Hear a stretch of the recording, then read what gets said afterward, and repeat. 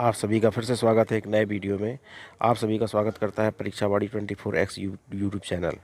इस चैनल में हम शिक्षक पात्रता परीक्षा के पर्यावरण अध्ययन टॉपिक पे हम प्रैक्टिस सेट सॉल्व करा रहे हैं। तो इसमें पहला प्रश्न है हमारा, विद्यालय में मिड डे मील के समय कौन सा सबसे प्रासंगिक होता है। इस प्रश्न के 4 उत्तर दिए गए हैं। इन 4 उत्तरों में जो उत्तर तीसरा है यह सही उत्तर है। यह ईबीएस शिक्षण अधिगम के लिए एक अच्छा शिक्षण अधिगम का अवसर है। अगला प्रश्न, पर्यावरण अध्ययन के संदर्भ में बोझ के बिना सीखना क्या बताता है। तो इस प्रश्न का जो उत्तर होगा उसका उत्तर 2 सही होगा, स्कूल बैग का वजन कम करना। अगला प्रश्न, ईवीएस कक्षा में समूह में सिखाने का क्या उद्देश्य है। तो इस प्रश्न का जो उत्तर होगा वो 4 नंबर सही होगा, सहयोग के मूल्यों को लागू करने और एक साथ काम करने के लिए प्रत्येक बच्चे को सक्रिय रूप से भाग लेने के लिए सीखने में सक्षम बनाना। अगला प्रश्न चलते हैं, बाला का पूरा रूप क्या है। बाला BALA बाला का पूरा रूप क्या है। इसको हम कहेंगे अधिगम सहायक के रूप में बिल्डिंग। इसका जो आंसर होगा अधिगम सहायक के रूप में बिल्डिंग। तो इसके प्रश्न का जो आंसर होगा वो चौथा आंसर सही होगा। चलते हैं अगले प्रश्न की ओर, वैकल्पिक ढांचे का क्या अर्थ है। इस प्रश्न का आंसर 3 सही होगा, विचार जो अवधारणाओं के औपचारिक रूप में स्वीकृत स्पष्ट से अलग हैं। अगले प्रश्न में चलते हैं, महिलाएं पुरुषों की तुलना में कमज़ोर हैं, यह एक है रूढ़वादी धारणा। यह एक रूढ़वादी धारणा है। चलते हैं अगले प्रश्न की ओर, भारत में बिहार के सापेक्ष जम्मू कश्मीर और गोवा की स्थिति क्या है। भारत में बिहार के सापेक्ष जम्मू कश्मीर की स्थिति का आंसर होगा उत्तर पश्चिम और दक्षिण पश्चिम में। अगला प्रश्न, बाष्पीकरण की प्रक्रिया निम्नलिखित में किस स्थिति में सबसे धीमी होगी।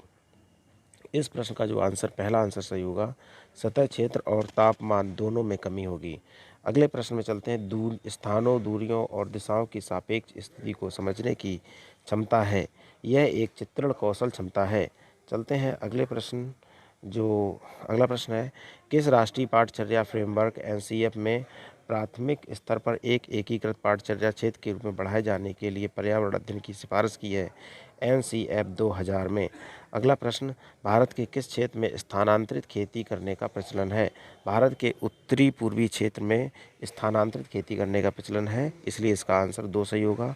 अगला प्रश्न, नदी बांधों में उत्पन्न जल विद्युत के लिए निम्नलिखित में कौन सा कथन सत्य नहीं है। तो इस प्रश्न का आंसर 2 सही होगा, बांध टिकाऊ विकास से प्रोत्साहित करते हैं। अगला प्रश्न, निम्नलिखित में कौन सी गैसें ग्रीन हाउस गैसें हैं। तो यहाँ पर 3 ऑप्शन में दी गई, जलवाष्प, मीथेन, कार्बन डाइऑक्साइड। ये तीनों गैसें ही ग्रीन हाउस गैसें हैं, इसीलिए इस प्रश्न का आंसर चौथा सही होगा। भारत में ठंडे रेगिस्तान मानसून में क्यों प्रभावित नहीं होते हैं। भारत के ठंडे रेगिस्तान हिमालय की वृष्ट छाया में आते हैं, इसीलिए यह मानसून से प्रभावित नहीं होते हैं। इसका आंसर 3 आंसर सही होगा।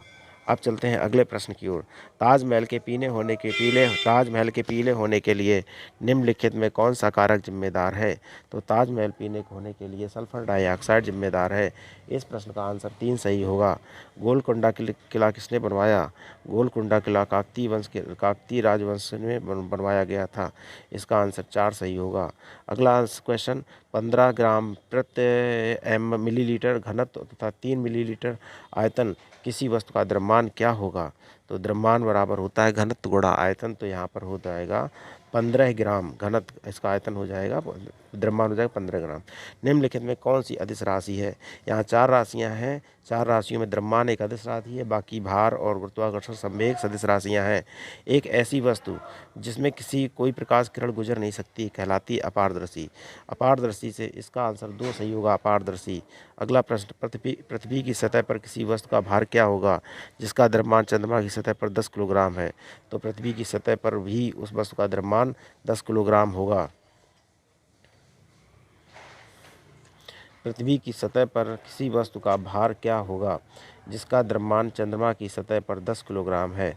तो उस वस्तु का भार पृथ्वी पर 60 किलोग्राम होगा, क्योंकि इसका आंसर 60 किलोग्राम सही, 60 न्यूटन, सॉरी यहाँ पर इसका आंसर 60 न्यूटन सही होगा। जो चौथा आंसर सही होगा, ये तीसरा आंसर इसमें जिस बच्चे ने लगाया वो गलत लगाया है। अगला प्रश्न लिखा है, विलय की अपघटन दर का निर्भर करती है। विलय की अपघटन दर तापमान पर निर्भर करती है। अगला प्रश्न, सुषमा चाहती है कि उसके छात्रों को पेड़ों के संरक्षण के लिए संवेदनशील बनाया जाए। निम्नलिखित में कौन सी ऐसा करने के लिए उपयुक्त सबसे रणनीति होगी? तो बच्चों को एक पौधे को अपनाने और उसे पोषित करने की मदद करना सबसे उपयोगी रणनीति होगी। अगला प्रश्न, अभय ने अपने छात्रों से बीमारियों के समूह के एक सर्वेक्षण करने के लिए कहा जिनसे उनके पड़ोस के लोग पीड़ित थे। पाठ्य पुस्तक में सर्वेक्षण का उल्लेख नहीं किया गया है। इस शिक्षण अधिगम की रणनीति के लिए कौन सा विकल्प प्रासंगिक नहीं है? प्रश्न इसका आंसर 4 सही होगा। इसने बच्चों की डाटा हैंडलिंग को समझने और एक साथ काम करने के लिए सक्षम बनाया है। अगला प्रश्न, आपातकालीन परिस्थितियों के बारे में बात करने के लिए प्रिया ने बच्चों के अनुभव से पूछे। जब उन्हें कभी आपात स्थिति का सामना करना पड़ा, बच्चों ने आग, बिजली के झटके, सड़क दुर्घटनाओं आदि के अपने अनुभव सुनाए। उन्होंने प्रश्न पूछे, इसकी मौजूदा समझ का आकलन किया और समाचार पत्रों को सड़क और सुरक्षा विज्ञापन जैसे संसाधनों का उपयोग करने के लिए सुरक्षा पहलुओं पर चर्चा की। आगे आग और बिजली के झटके पर सुरक्षा दिशा निर्देश पर चर्चा के लिए एलपीजी और इलेक्ट्रिक बिल का इस्तेमाल किया गया। प्रिया द्वारा अपनाया गया सबसे उपयुक्त दृष्टिकोण क्या है? इसका उपयुक्त दृष्टिकोण होगा अन्वेषण दृष्टिकोण। अगला प्रश्न, समुदाय एक महत्वपूर्ण शिक्षण और अधिगम संस्थान है क्योंकि इसका आंसर 4 होगा। यह वास्तविक परिस्थिति को सीखने का अवसर प्रदान करता है। ईवीएस शिक्षण अधिगम में कक्षा से प्राप्त अधिगम को विद्यालय के बाहर की जीवन से जोड़ने के लिए समझ करने का तात्पर्य है। इसका आंसर होगा पाठ्य पुस्तकों से बाहर जाना। अगले प्रश्न में चलते हैं। कक्षा 3 के छात्रों को रमा ने सिखाया कि पिता माँ व उसके बच्चे एकल परिवार का गठन करते हैं। यदि दादा दादी और रिश्तेदार साथ रहते हैं तो यह एक विस्तारित परिवार है। क्या आप इसके बारे में क्या सोचते हैं? इस प्रश्न का 4 आंसर सही होगा। शिक्षण अधिगम दृष्टिकोण समावेशी नहीं होता है। अगला प्रश्न, निम्नलिखित में कौन सी ईवीएस कक्षा में गतिविधियाँ हैं? श्याम पट्ट का उपयोग, फील्ड भ्रमण, चित्र पढ़ना, ये सभी। इसलिए इस प्रश्न का आंसर होगा ये सभी। पर्यावरण अध्ययन पाठ्यक्रम बच्चों की समग्र शिक्षा का कारण बन सकता है यदि विषयगत, एकीकृत और समावेशी ये सभी हों तो वह समग्र शिक्षा का कारण बन सकता है। अगला प्रश्न जो लास्ट क्वेश्चन होगा, ईवीएस पाठ्य पुस्तक में सपेरों को एक अध्याय है। इसका उद्देश्य बच्चों को जागरूक करना है, संवेदनशील बनाना है कि सपेरे सांपों को नुकसान नहीं पहुँचाएं। उन्हें अपनी आजीविका से वंचित करने से पहले विकल्पों को प्रदान करने की आवश्यकता है। इस प्रकार यह प्रैक्टिस सेट हमने आपको करा दिया और इसमें अगर आपको यह प्रैक्टिस सेट अच्छा लगा है तो हमारे चैनल परीक्षावाड़ी 24x को लाइक करें, अपने दोस्तों के साथ शेयर करें और सब्सक्राइब कर दें। सब्सक्राइब कर